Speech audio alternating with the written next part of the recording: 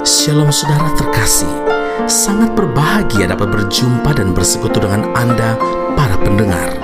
Mazmur 42 ayat 4. Air mataku menjadi makananku siang dan malam, karena sepanjang hari orang berkata kepadaku, di mana Allahmu? Saudara, menjalani hidup sebagai pengikut Kristus di tengah-tengah dunia yang jahat adalah sebuah proses ujian iman. Mengapa? Karena banyak orang yang tidak suka, banyak orang yang benci terhadap orang-orang percaya. Tentang hal itu Alkitab sudah menyatakan dalam Matius 10 ayat yang ke-22, Tuhan Yesus sendiri berkata, dan kamu akan dibenci semua orang oleh karena namaku.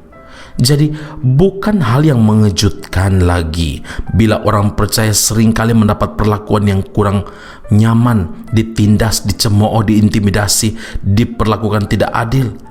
Hal itu yang seringkali membuat jiwa kita sangat tertekan. Tapi saudara, pergumulan hidup yang berat ini pun juga dialami oleh Bani Korah.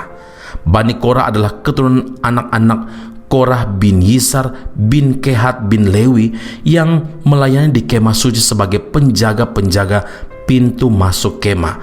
1 Tawarik 9 ayat 19. Dan mereka juga adalah tim praise and worship, tim pemimpin pujian. Mereka mengalami tekanan yang luar biasa dari orang-orang fasik yang tidak pernah berhenti untuk mencela, melemahkan, menekan mereka, mencemooh mereka. Mazmur 42 ayat 11, seperti tikaman maut ke dalam tulangku, lawanku mencela aku, sambil berkata kepadaku sepanjang hari, di mana Allahmu? Saudara, suatu pengakuan yang jujur dari Bani Korah yang jiwanya begitu tertekan sehingga ia pun menumpahkan keluh kesahnya kepada Tuhan. Mengapa engkau tertekan, hai jiwaku, dan gelisah di dalam diriku? Berharaplah kepada Allah, sebab aku akan bersyukur lagi kepadanya, penolongku dan Allahku. Jiwaku tertekan dalam diriku, sebab itu aku teringat kepadamu dari tanah sungai Yordan dan pegunungan Hermon, dari gunung Misar. Mazmur 42 ayat 6 dan 7. Saudara, meski demikian Bani Korah tidak mau larut dalam keputusasaan. Bani Korah tidak mau larut dalam kepedihan hati yang berkepanjangan. Dia tidak mau dikalahkan oleh situasi yang ada, tetapi tetap berharap kepada Tuhan dan mengingat-ingat kasih dan setia Tuhan. Saudara, tidak kuat menghadapi tekanan hidup yang berat. Banyak orang hari-hari ini kehilangan semangat, mulai frustasi. Inilah saat-saat yang dimanfaatkan oleh iblis untuk menjudge, menghakimi, mendakwa, mengalihkan fokus hidup kita untuk tidak lagi pandang kepada Tuhan dan jangan ingat kebaikan-kebaikan Tuhan. Hari ini firman Allah datang kepada saudara dan saya mengingatkan bahwa Tuhan tidak pernah berubah. Tuhan itu bagi kita sebagai penolong dalam kesesakan sangat terbukti. Tetap punya pengharapan karena Tuhan pasti bertindak tepat waktu bagi anak-anaknya. Amin. Mari kita berdoa. Bapa di surga, kami berterima kasih dan memuliakan nama Tuhan.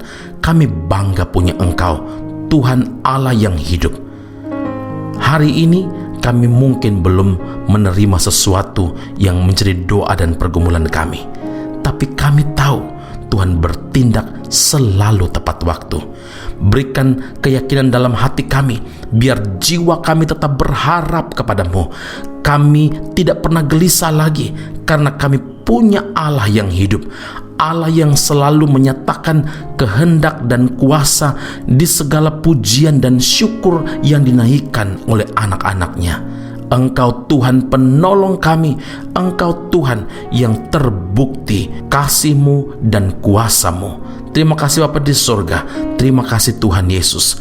Kuasa iblis tidak lagi dapat menghakimi kami, mendakwa kami, menekan kami. Sebaliknya, kuasa dalam kami lebih besar daripada kuasa yang ada dalam dunia ini.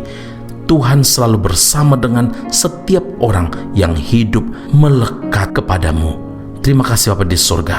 Dalam pergumulan apapun yang kami hadapi, kami tetap yakin kami punya Tuhan yang tidak pernah membiarkan dan meninggalkan kami. Dalam nama Yesus kami berdoa, haleluya, amin. Tuhan Yesus memberkati Anda. Sampai jumpa. Keep on growing and never give up.